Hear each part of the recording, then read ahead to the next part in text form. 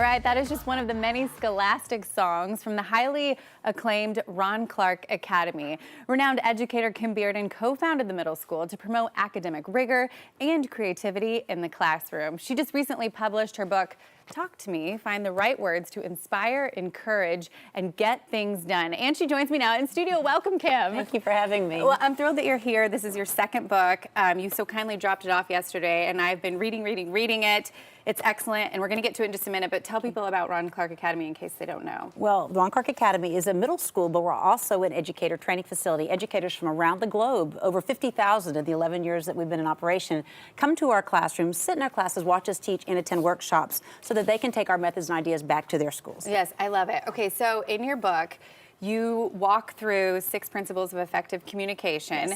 Yes. But what I was struck by, first and foremost, was all the real life stories that you have in here. So it's definitely not instructional, it's for everyone, but you also give us real life scenarios and then walk us through them. So there were just so many things in here I was trying to, but let's talk about, like, this is one of my favorite ones. You said, do something amazing and completely out of the ordinary and don't tell anybody. And I feel like you've been doing that your whole life.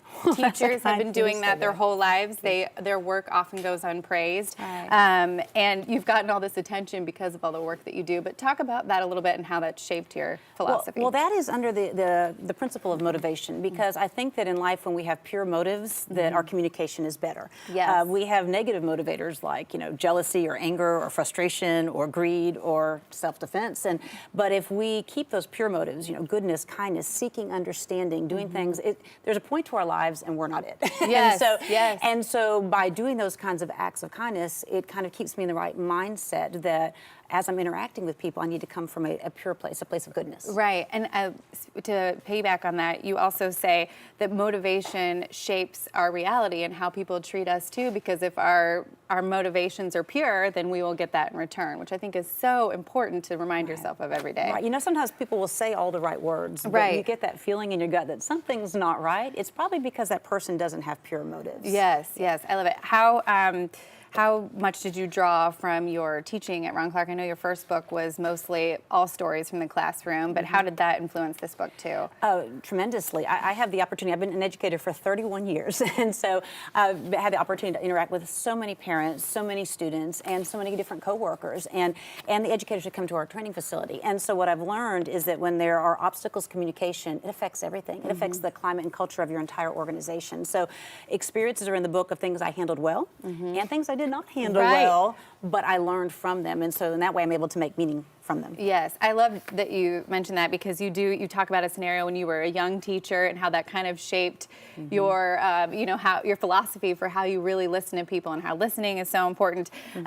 And we know that you're in the classroom a lot, but you also talk about real life kind of work situations. Right. And I love this because our producer Ebony said, well, how should we approach a coworker if we hear like somebody is talking about us, if there's a disagreement in an office setting? How do we start to even approach that? Well, first of all, you go directly to the person. Don't go to everybody else in the organization and talk about them, because then that doesn't solve anything. So go directly to the person. And there's a lot of principles I talk about, but one of them is, tell them you appreciate their time, but really seek to understand, have that motivation mindset. Not that you're angry, not that you're defensive, or not to get at them, but rather, I really feel like perhaps we're not on the same page right now. I feel like maybe I'm doing some things to frustrate you. I don't know, but I feel like we really need to have a conversation. Would you share with me why it is that you're not happy with me right now? You have to be willing to receive that. Right. Now, that doesn't mean in this book either that you're a pushover, you allow people to walk over you. Absolutely not. It's about how you approach people, but in a way, in the type of mindset where they're able to receive it and you're able to come to understanding. Right. And something else that you write about too that I think is so important for us to keep in mind is that everybody does have a story, right? Yes. You do not know what somebody's process is or what they went through that day, and so to approach it with also a kind heart that maybe you don't understand where they're coming Right. The from. consideration principle is another one, that you never know what someone else has dealt with, even 5 minutes before you deal with them. And so you have to take that into account. Doesn't mean that you allow them to bully you or anything like that, but it tempers your approach.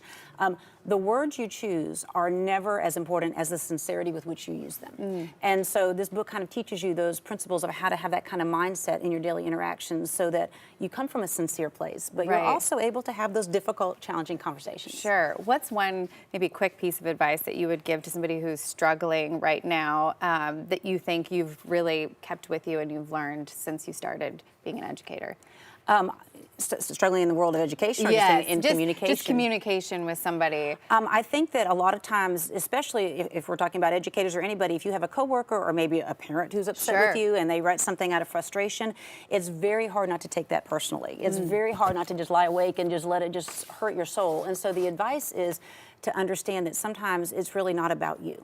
Maybe that person has had a series of frustrations and they're taking it out on you. Maybe it is part about you, but I have learned to appreciate when someone shares frustrations with me, because if they don't tell me, then there's nothing I can do about it. So you have to get that mindset. If someone is unhappy, at least if they tell me, then we can work together to find a solution. I love that, Kim. That piece of wisdom and so much more is in your book, Talk to Me. Tell people where they can pick a book copy. It's available on Amazon and on Barnes & Noble and on my website, kimbearden.com. All right, Kim, thank you so much for being here. I love it. It's a great read. I've learned so much already, so thank you for being here. All right, for more information, like Kim just said, go to kimbearden.com and get your own copy, or on Amazon when they fix the website.